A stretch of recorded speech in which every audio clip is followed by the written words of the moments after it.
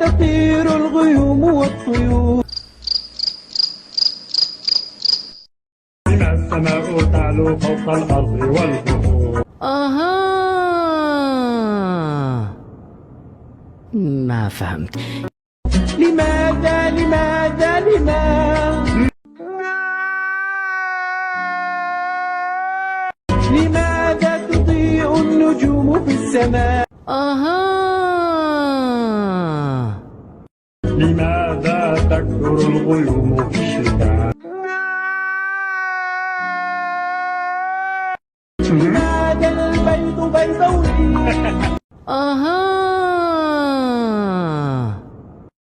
لماذا يعيش السمك في الماء؟ ولماذا الاثنين قبل الثلاثاء؟